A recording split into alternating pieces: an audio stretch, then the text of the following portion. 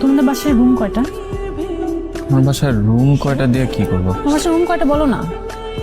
দুইটা আর একটা ড্রয়িং। কেন? বাসা ভাড়া দিতে পারো ঠিক মতো? ওই বাবার পেনশনের টাকা পায়, কাটাকাটি হয়ে যায় আর কি। 3 বেলা খাওয়া দাওয়া? কি জানতে চাইতেছ? 3 বেলা খেতে পারো কিনা? পারি। তাহলে তুমি আমাকে বিয়ে করে ফেলো। মানে?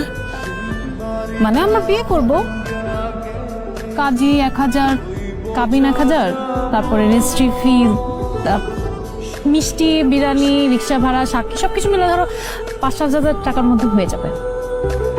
ওর কি মাথা টাথা খারাপ হয়ে গেছে? আমার না এমনি টাকা আমি নিজেই খাইতে পাই না। তুমি আমাকে এখন বলছো তোমরা 3 বেলা খেতে পারো? আরে বাবা, ভাত খাওয়া আর বিয়ে করা এক নাকি? হ্যাঁ, বিয়ে করে তোমাকে খাওয়াবো কি আমি? বেগুন ভর্তা আর ডাল খাওয়াবো, মাঝে মাঝে ডিম হলেও চলবে। পারবে না? না, পারবো না। দেখো আমার চাহিদা কম, আমার হাত খরচ অনেক কম। আমি সিফাত নামের একটা গরিবকে বিয়ে করে নিজেও গরিব হতে চাই, এটাই আমার জীবনের লক্ষ্য। এখন তোমার আমাকে বিয়ে করতে হবে, পারবা কিনা বলো? দেখি মার সাথে কথা বলে দিই। আরে ছেলে চাকরি নাই, ব্যবসা নাই, শেয়ার বাজারে লস করে 15 লক্ষ টাকা ঋণ করে বসে আছে। এরকম ছেলেকে কেউ বিয়ে করে? আমার তো মনে হয় সে নিজেই খেতে পায় না, তোকে কি খাওয়াবে? আরে শুধু খাওয়ার বিষয় নয়, আমাদের কাছে আরো ভালো অপশন আছে। ডাক্তার, ইঞ্জিনিয়ার, ব্যাংকার।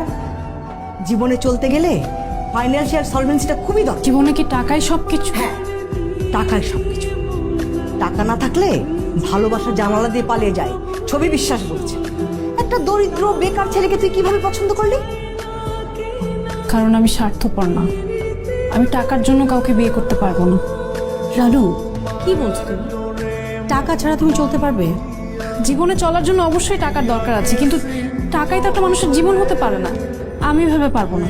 তার মানে ওই ছেলেকে তুই বিয়ে করবি? বাবা, আমার শুভকে পছন্দ। ওর পরিবারের অবস্থান এখন খারাপ, কিন্তু একটা সময় তো ভালো ছিল। তো আবার ঠিক হয়ে যাবে, এটা নিয়ে চিন্তা করো না।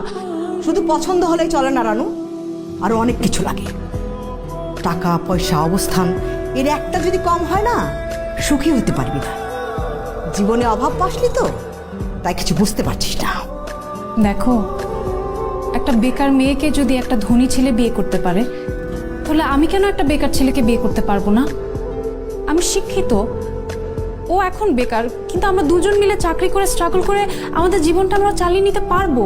না, সেটা ঠিক আছে রানু, মানে আসলে বিষয়টা হয়েছে কি, তুই তো খুব আদরে যত্নে বড় হয়েছিস, সো এই জন্য চিন্তা, তুই কি স্ট্রাগলটা করতে পারবি? আর কিসের স্ট্রাগল করবে? ওকে স্ট্রাগল করতে পারে? মারে, ওই ছেলে কোনোভাবেই তোর